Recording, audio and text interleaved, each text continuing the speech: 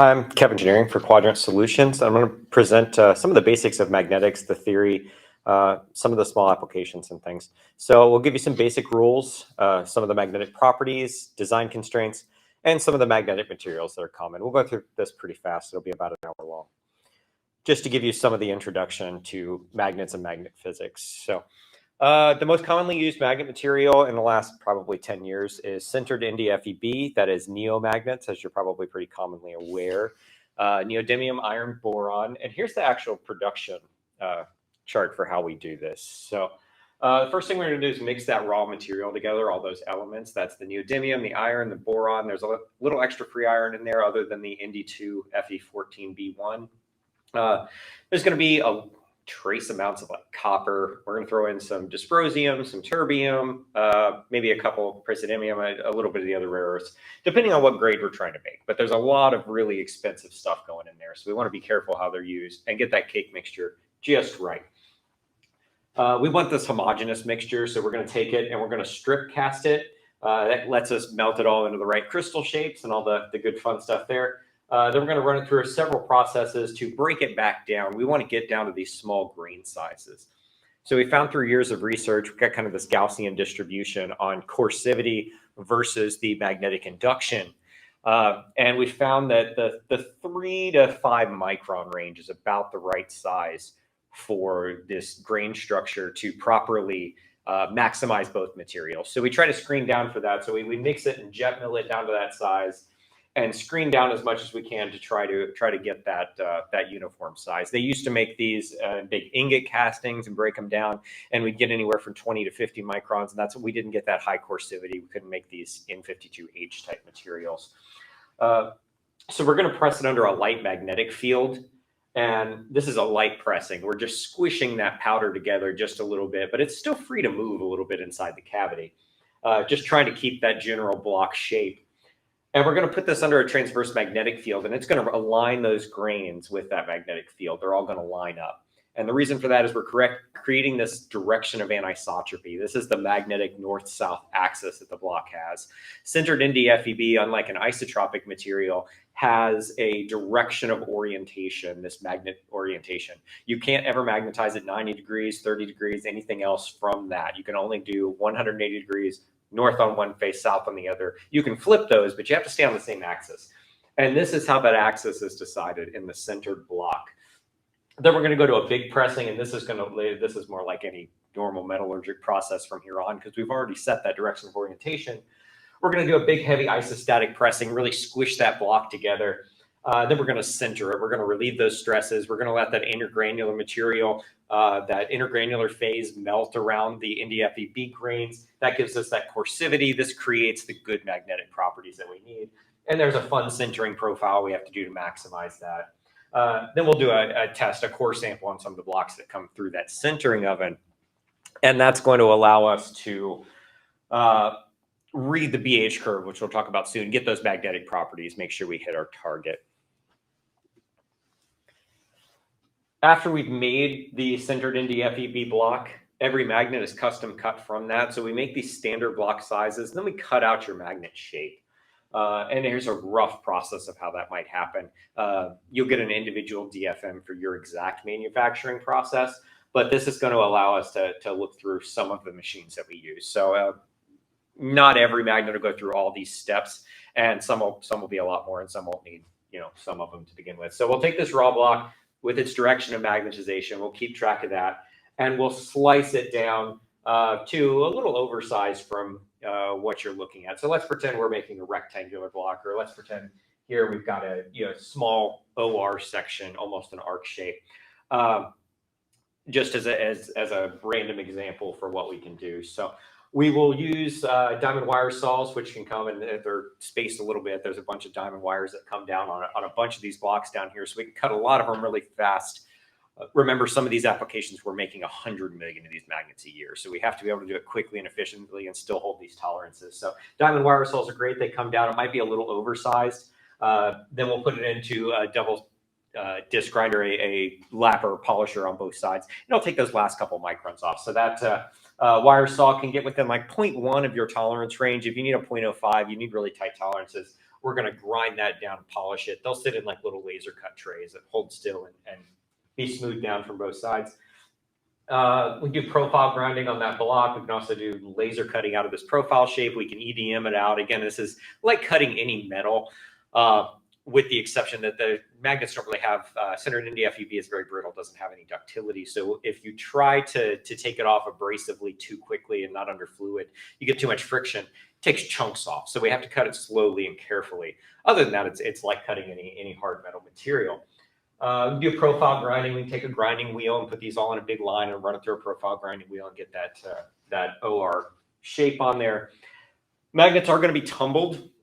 This tumbling process has to be done on centered NdFeB because we want to coat them. They oxidize really, really easily. We've got free iron in there. The neodymium reacts with oxygen. You're going to get instant oxidation on the outside. So we have to coat them to environmentally protect them. This is like manufacturing any sort of low carbon steel. So we're going to go through a tumbling process because we don't want that dog boning effect when we're electroplating something. You'll get the sharp corners, the plating will build up a little further, and you'll get this weird dog bone effect that'll knock you out of your tolerance range. You won't get this good uniform coating. So we'll put it through a tumbling process. It just mixes it up with some abrasive media, breaks off those sharp edges, rounds them out so that we get a good plating on them. We'll go through the plating process. And again, this is very general. This might be electroplated. Typically, a magnet's going to be nickel, copper, nickel. You'll have 5 to 7 microns of nickel on there. You'll have about 2 or 3 microns of copper. You have another 5 to 7 of nickel. That's pretty typical, but we've got all sorts of coatings. Sometimes they're sprayed on epoxy coatings. We've done parylene. We've done gold. It really depends on what you need. So application specific based on your needs, what the magnet's touching, what it's doing, and corrosive environment needs, salt spray test requirements, anything else that you might require. A lot of the system is automated. It'll go through automatically. So we'll have these modular inspection stations that'll automatically, they'll use CCD cameras, Hall effect sensors, anything else. So we get 100% inspection as we're going along without having to use inspection stations. And then we can package it any way you like. Magnetized, unmagnetized, stack them, ship them, spacers, trays, reels, whatever works best for your automated application down the line so we can get them to your factory. Outside of the actual manufacturing of the product, it's nice to know how the material is made, but let's talk about some of the magnet physics, some of the basics of what it is we're designing here. So we have these magnetic flux lines, and this is a fundamental force of nature. It's just there. But unlike gravity and other things, we get a little more control over it. We can steer these fields. We can squish them together. We can put them where we want them to an extent. And that's most of my job as an applications engineer, as a magnetic design engineer, is to control this circuit. We want to design the whole circuit. And different things we do are going to make the magnet produce more field, might produce less. It might demagnetize. We want to look at all these things. It's going to be temperature and environment dependent. So some of the basic rules: anytime you move an electrical charge, you create a magnetic field. Whole concept of a motor, the two are intertwined. They're two sides of the same coin. Anytime you have an electric current traveling, you've got a magnetic field around it. Might be small, might be big. We can create electromagnets that way. If we spin that current around in a circle, physics, we have a right-hand rule. The direction the current is traveling creates a magnetic field in the orthogonal direction. Conversely, the same, again, two sides of the same coin. Anytime you move a magnetic field, you create an electrical potential. There's going to be a current or a voltage somewhere, a potential in 2 points. Now, why do we say we create a magnetic field? We actually have flux changing when a current's traveling, but we only have this potential when we move a magnetic field. And that's because the air around us is magnetically conductive. It has a permeability relative to vacuum space very near 1. So flux lines travel just fine through the air. That's not the case with electrical current, right? We can open an electrical circuit, and if the voltage isn't high enough to overcome that dielectric space of the air, it won't arc over. It'll break the circuit. We're never breaking the magnetic circuit. That flux is always continuous. It's always flowing in any practical application anywhere near room temperature where humans are anyway. So we don't. That electrical potential happens because there's a circuit open. You only get a current if you have something conductive there. And that can be good and it can be bad. In a motor or a generator, you want that current. You want to move the magnet, create a current in the coil. That's how you're generating this electricity. Sometimes you don't want that. You move a magnet and it induces a current and something around it. These are called eddy currents. You get this current flow, it creates heat, it creates losses, it slows down your magnet. So you want to watch it, what is electrically conductive around the magnet if it's moving as well. Lines of flux are always continuous. Lines of flux take the path of least resistance. In electrical terms, it's resistance. In magnetic terms, we call that reluctance, but it's the same equations, Maxwell's equations. We're going back to this electrical circuit design. And lines of flux never cross. So they have to go from north to south. They have to keep flowing and they can't cross each other. We can squish them really close together depending on the material, but they won't cross.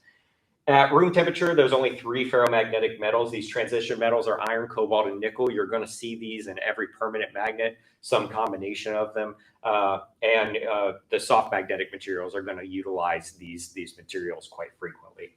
They carry flux very well. They can squish those flux lines really close together. Magnets don't actually produce any energy. I like to think of them like a spring instead of like a battery, even though we're using them in the circuit, much like a battery. Like a spring, the magnet itself is dead before we magnetize it. Spring uncompressed, no potential energy there. We put it in a magnetizer, we align all these domains. The flux lines now, instead of creating little circles around inside the magnet, they're now external to the magnet. They flow around in the air from north to south. It will do that forever. It's a force of nature. We put that energy in. We have coursivity of the magnets that keeps those domains pinned. They don't flip back over unless we excite them in some way, heat, another inversive magnetic field, something else. It'll stay magnetized. It'll do that forever.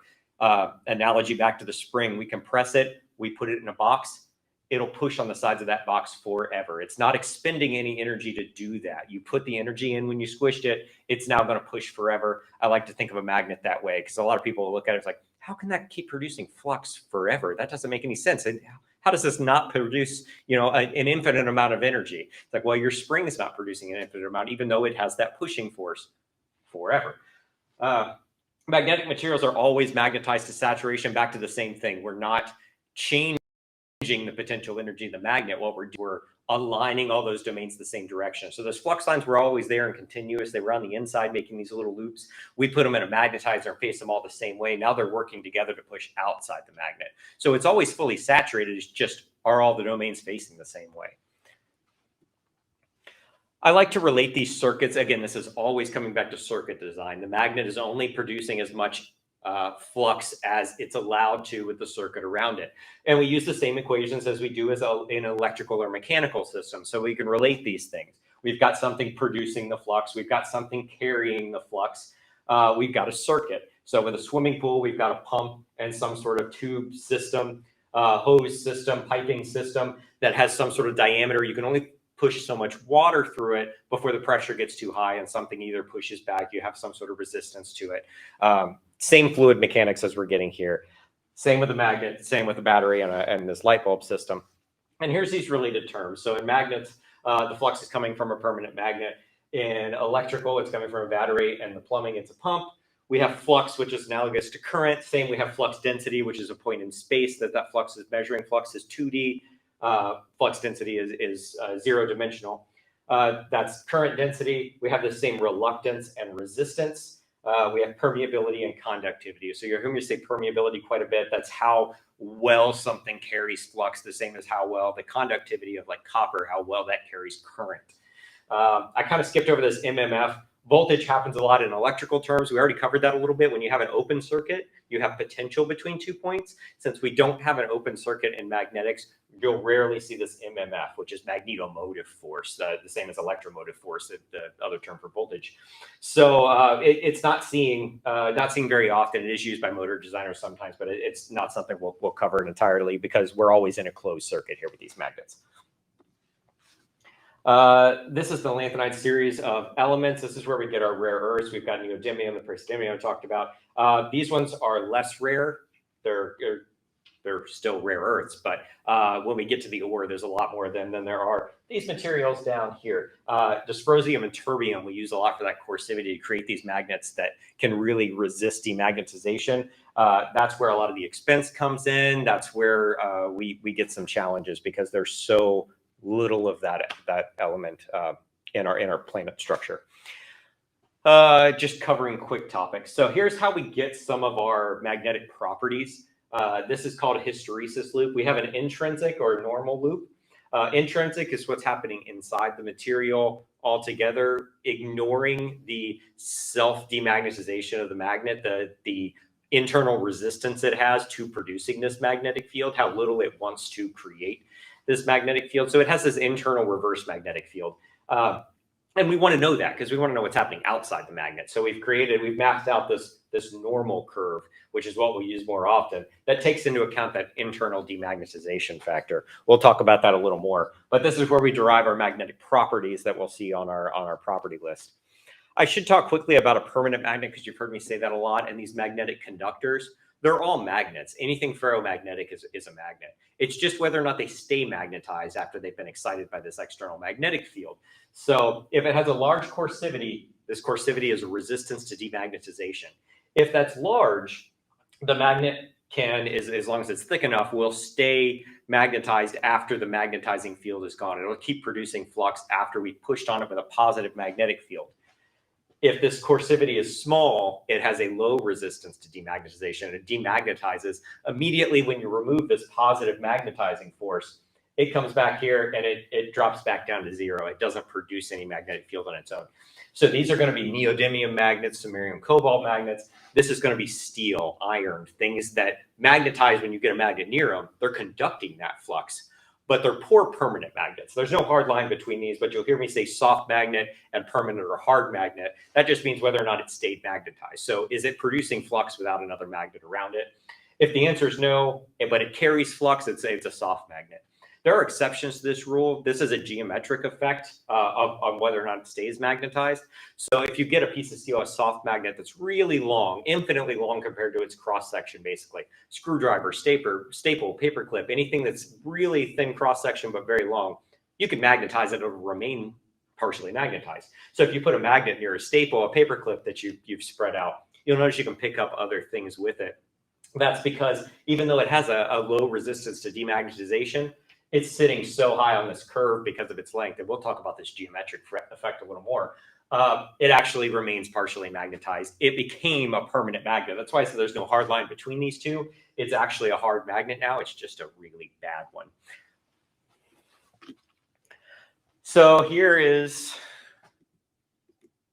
the second quadrant curve. We saw the full hysteresis loop. That's what happens when you magnetize a magnet, then remove the field, it comes back. It sits in the second quadrant once the positive magnetic field is gone. It's got some field here it's producing on our y-axis and some field here pushing against it, which is its self-demagnetization.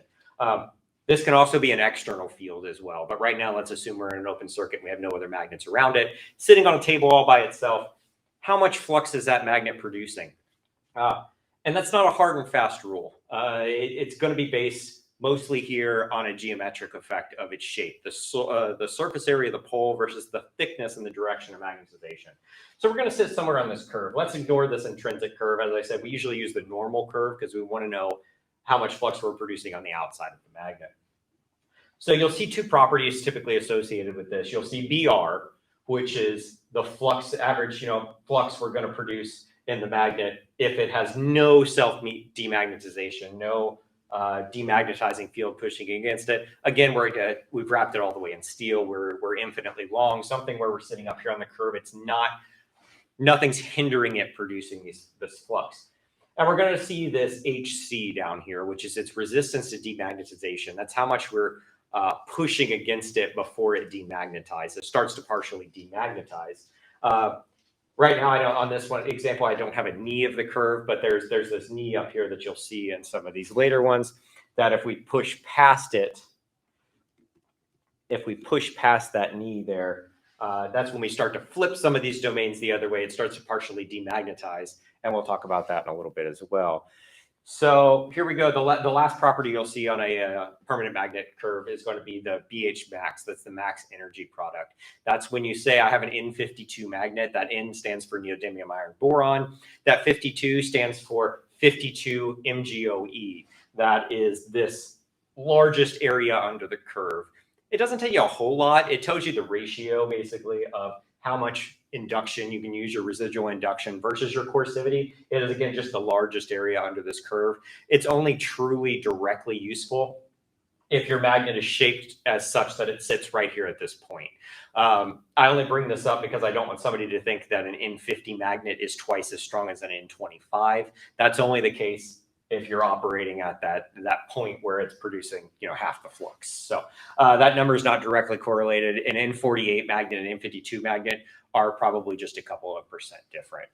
So I want to mention what that property is because we use them to name the magnets, but it's not as directly relatable as the residual induction, that BR, and the coercivity.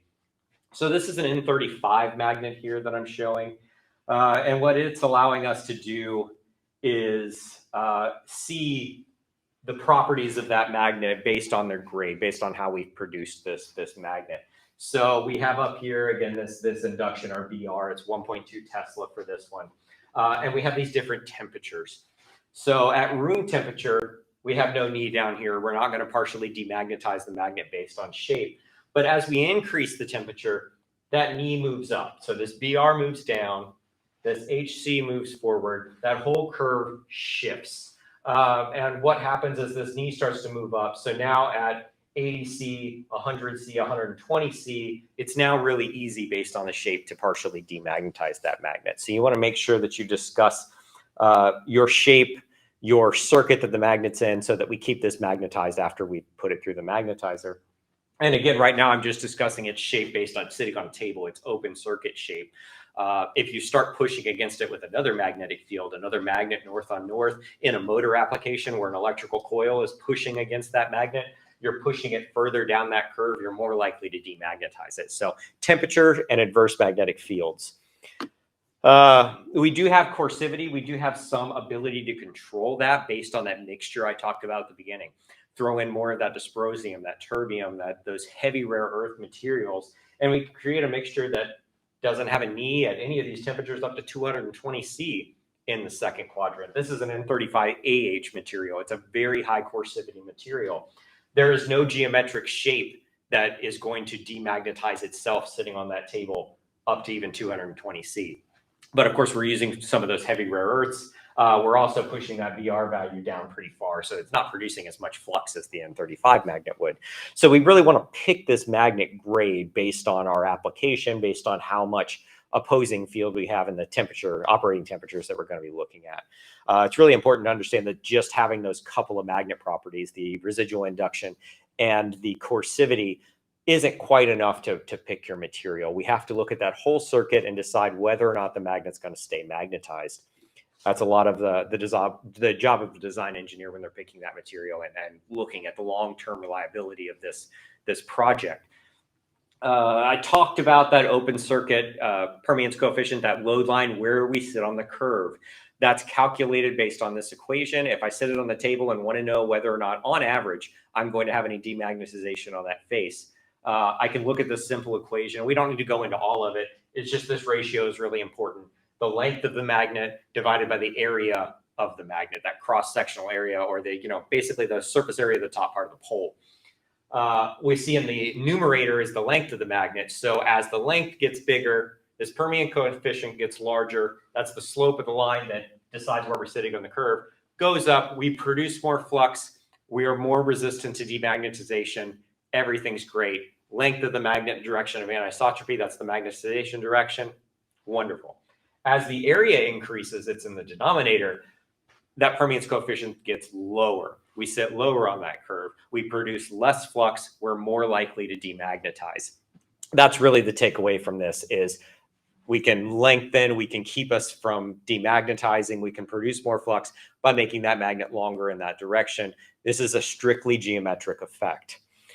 So here's how these load lines cross on this normal curve here. So this has a permeance coefficient, or a B over H, B over mu H if you're not in CGS units, of 2 and 3. And we can see that we're producing this much flux average and this much flux average.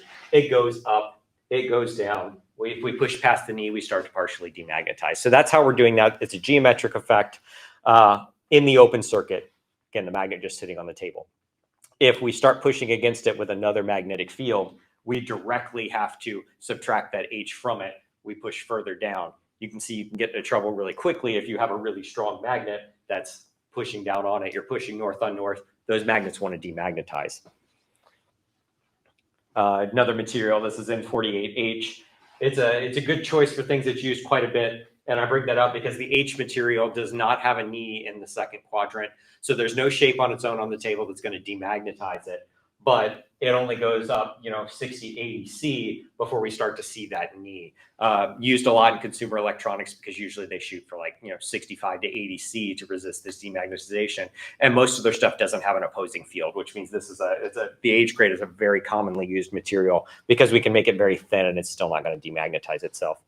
We've talked a lot about that demagnetization. Everything we talked about was either reversible or irreversible. I'll define those. The third one's structural. You've chemically or physically changed that magnet in some way. It's oxidized. It's broken. Those crystals have been, changed in some way.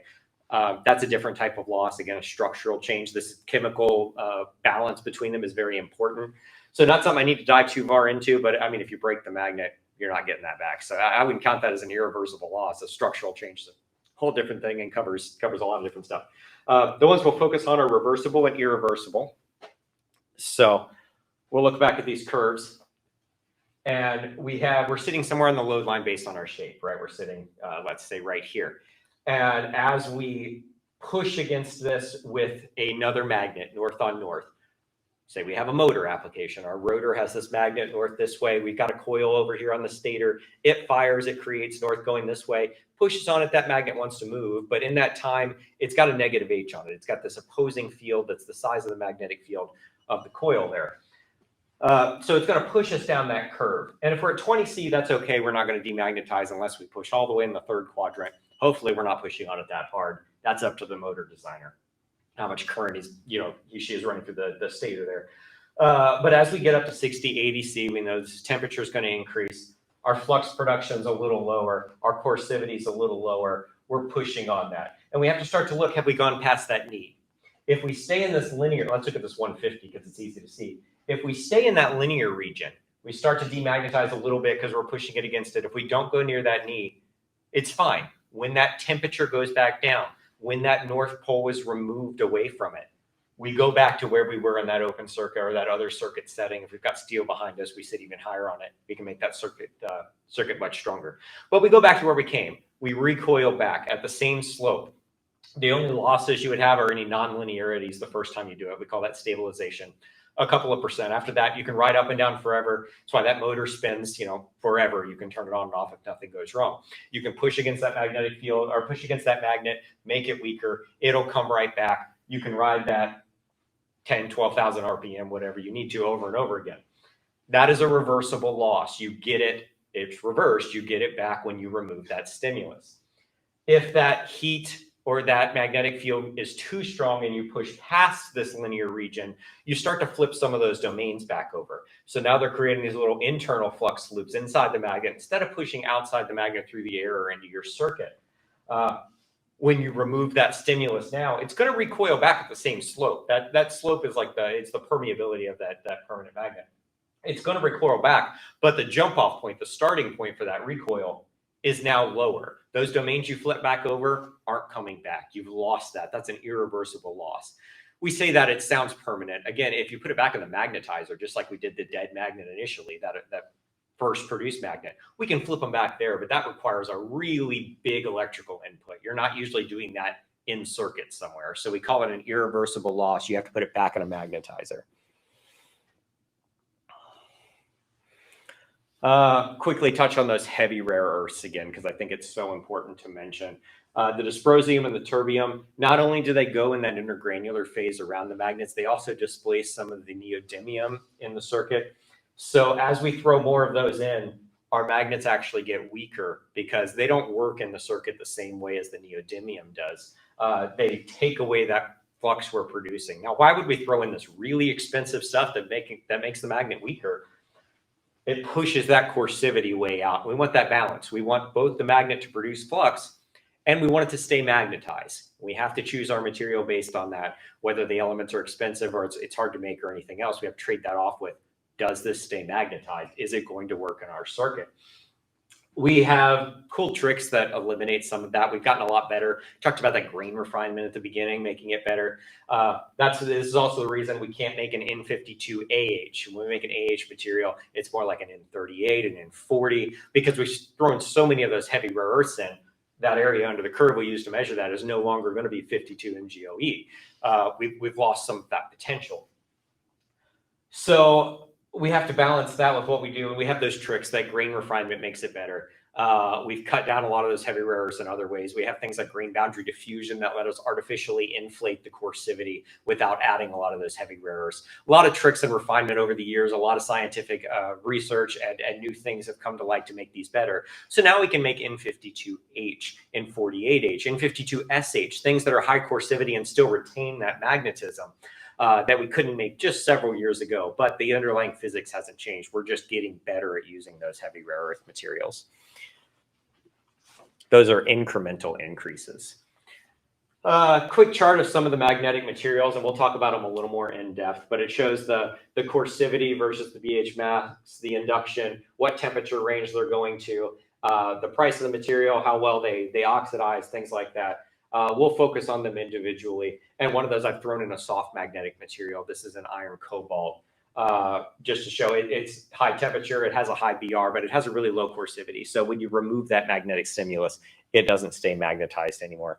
There's a lot of trade-offs. The really important one to know is the NdFeB over here. That's the one we use most often. These other ones are either legacy materials or they're used in very specific products for a reason. So we'll talk about aluminum, nickel, cobalt, iron, otherwise known as alnico.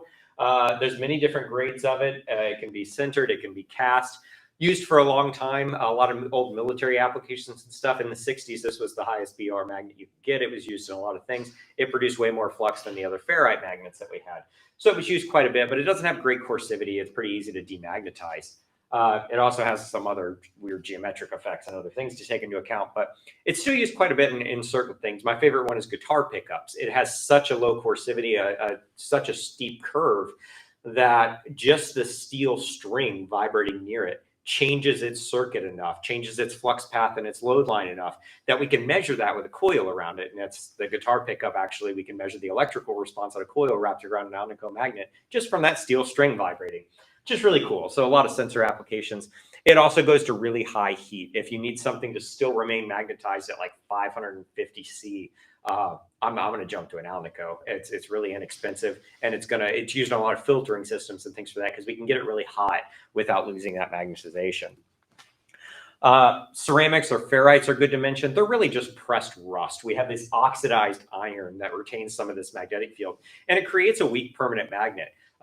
It is weak. They are big. They're pressed together just like a ceramic plate. They can be sintered. They can be, put in a kiln, basically. The reason they're used is because iron oxide is super cheap, right? We just got oxidized iron flake and dirt. It's doesn't take much to make them, so you can make a magnet very inexpensively. They're dirty to cut. They do a lot of different things, and they're not very strong volume wise. The energy potential per kilojoules per meter cubed is very low. That's another way of saying the energy product.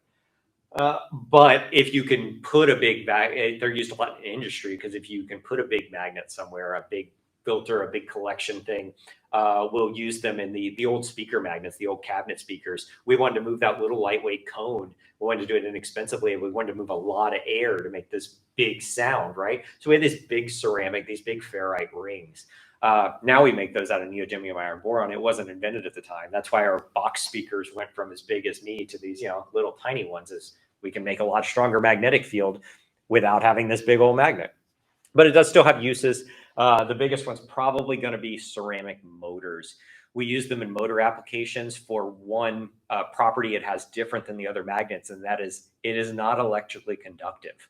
So as we move those magnetic fields around, we talked about at the beginning, those eddy currents, we induce a current somewhere. Inside a motor, our sintered NdFeB magnets have those demagnetizing eddy currents going. They're an electrically conductive material, so are the laminations and things around it. So those currents flowing that are trying to demagnetize, and they're also trying to heat up the magnets. And as you saw, when the magnets get hotter, they get weaker. We don't have that problem in a ceramic motor because it's not electrically conductive. So there's no eddy currents. We get a lot less loss. they're a lot weaker magnetically, but you might trade that off if you don't want to deal with this back EMF, these other problems that you get, this heat constraints. So you still see them in a lot of motors because they're a lot easier to design. You don't have this lossy aspect to them. Samarium cobalt came just a little before sintered NdFeB. Really high coercivity, great temperature characteristics, and can go a lot hotter than NdFeB can. It comes and goes as whether or not it's more expensive. Samarium is pretty cheap right now. It didn't used to be. Cobalt's relatively expensive right now. It wasn't as expensive, so it kind of dips back and forth with NdFeB based on the rare earths. But it is still used quite a bit in like aerospace application because the temperature coefficients are great. It's not as strong as NdFeB is, but it doesn't vary as much with temperature changes. So we saw when we got the NdFeB hot, that curve really squished up quickly. Squishes up slower with samarium cobalt. So you get a little more magnet predictability within a range. You don't get that high variation. It's something like an order of magnitude less variation. So it may be something you need to use. Also in certain environments, it's better because you don't have to coat it. It doesn't oxidize. There's no iron in it. Neodymium iron boron, of course, the one we're most familiar with, neomagnets. They're great. We see them everywhere. They have the highest induction. They have a high resistance to demagnetization. They can go through a pretty wide range of normal human temperatures. Disadvantages are, again, that oxidation, that corrosion, and that temperature variation, the magnetic strength variation. It's reversible because they can go to a pretty high range, but still going to change a lot until you remove that temperature, remove that stimulus. But we see them in motors, generators, speakers, actuators, sensors, holding applications, medical, absolutely everything. They're the bread and the butter of the magnetics industry right now. EV motor design, everything else. Another one I'll mention that's related to the other ones, just for completion here, are bonded magnets. That is mixing flakes of any of the other permanent magnet materials in with some sort of binder. This is going to be your fridge magnet. That's probably ferrite pieces thrown into this rubberized material and pressed. It lets us do cool things with shapes. You can make a magnet that's shaped like just about anything because you can injection mold it. You can compression mold it. Problem is it's going to be a lot weaker because we don't have this full density of permanent magnet material. We've got some of the binder mixed in with it. They can't all work together. So the energy product is a lot lower. But it's related to the other ones. It's the same magnetic chemistry. It's just got a binder thrown in there with it. It gives us some cool ways to manufacture it, though, if you need an odd shape or something. Some of the temperature characteristics between them, again, that alnico can go up really hot. I won't dive into these any further, but they're here. It helps us designers choose the different materials. But usually we know we need the most magnetic strength per unit volume, so we're going to go with sintered NdFeB.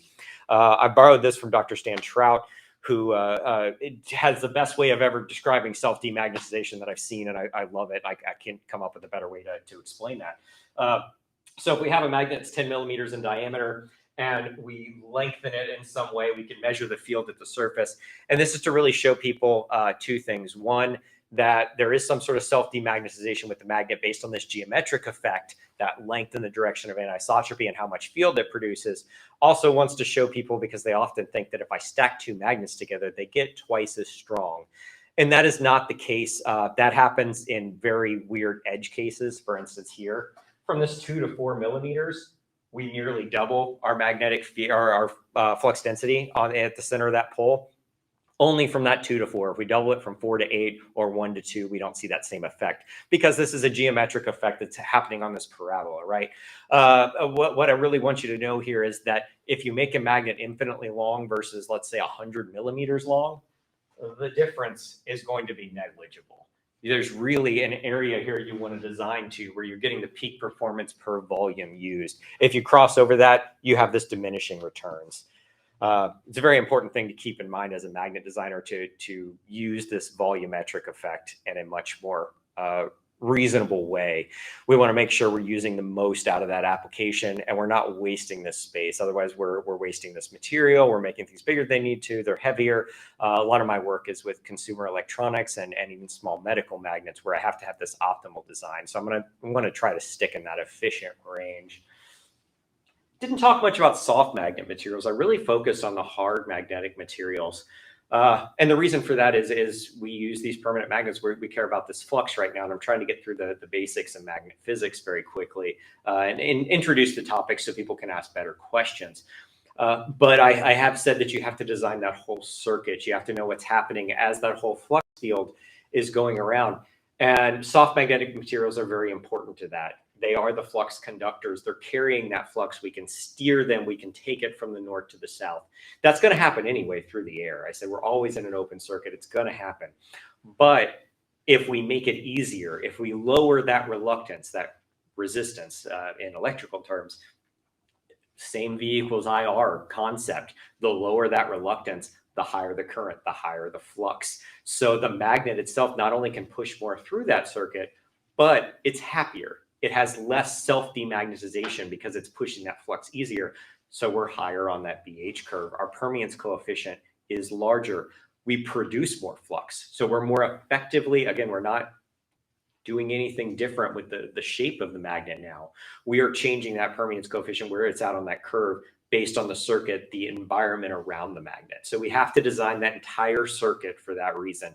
I've slowed down now because this is such an important concept. I want you to understand this whole circuit happens. Anytime you hear me talk about magnets, I'm going to talk about the magnetic circuit, not the magnet. Because the magnet only produces as much flux as you will let it. The same as a battery. If you have a 12-volt battery, but you have these little tiny wires and this infinite resistance, you're not going to get any current out of it. It doesn't matter what kind of power supply you have. We are limited by the circuit.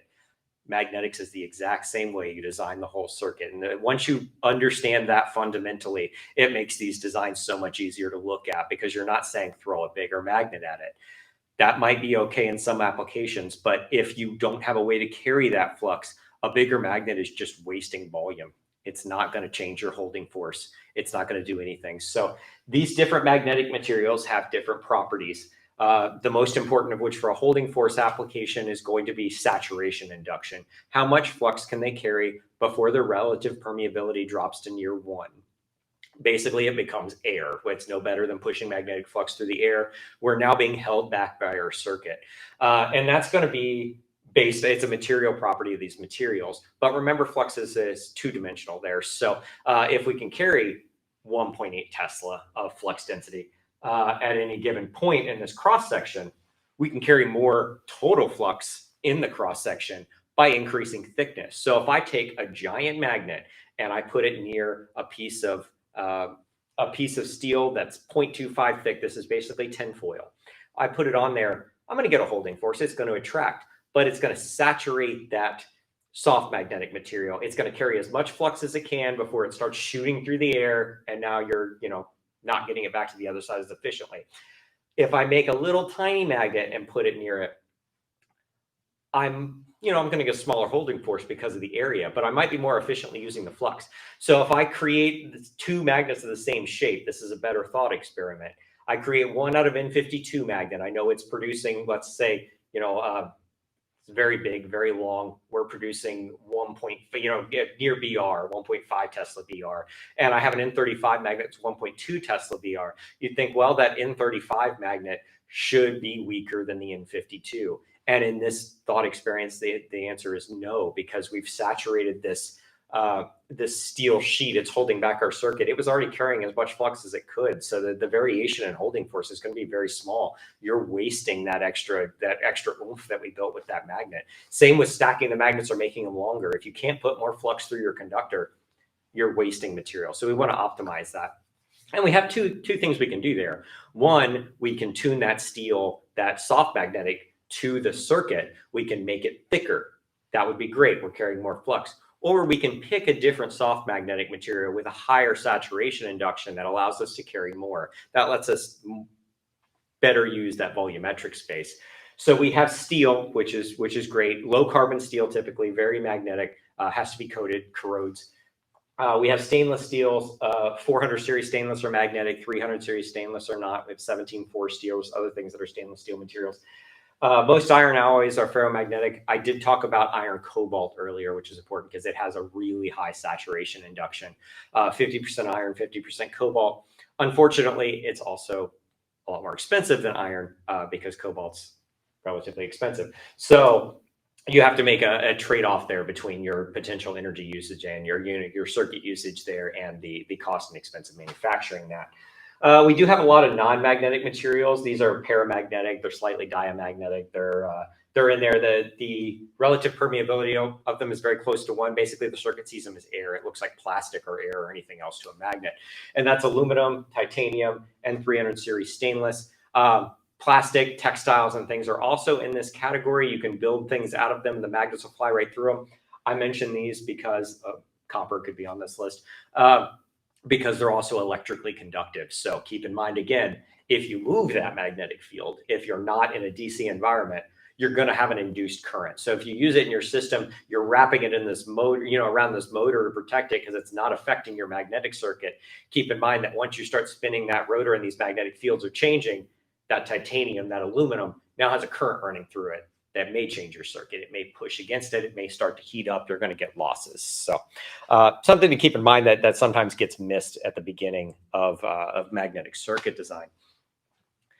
The last thing I want to talk about, completing that circuit, completing the magnetics, is MEM, metal injection molding.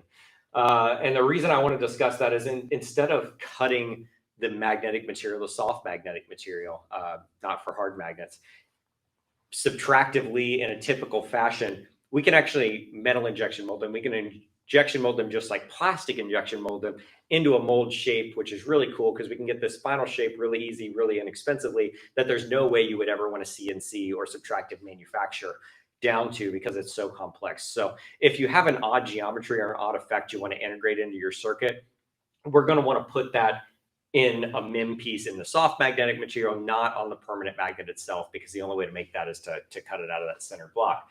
And we can do all sorts of materials with that, the stainless steel materials, the steels. We've even done plastic, ceramic, porcelain, a lot of different things. Anything that's a dense material that we can mix with this binder to make it viscous enough to throw into the mold.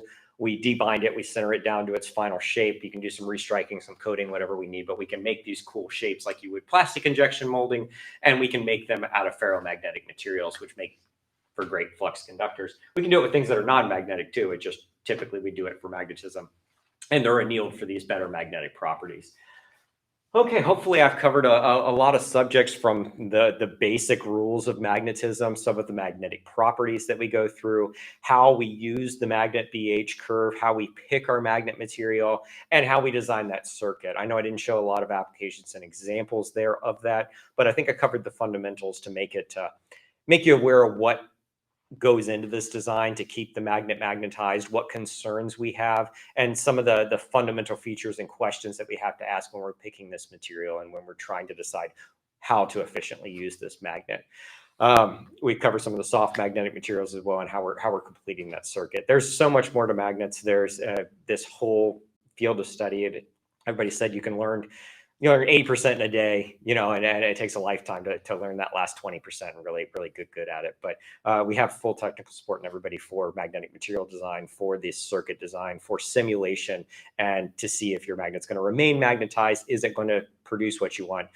Sample facilities and everything else to make sure you get where you need. We're here to help and answer those questions. So send me any questions you have either on these slides or any other magnetic questions you come with, and we'll try to get you an answer.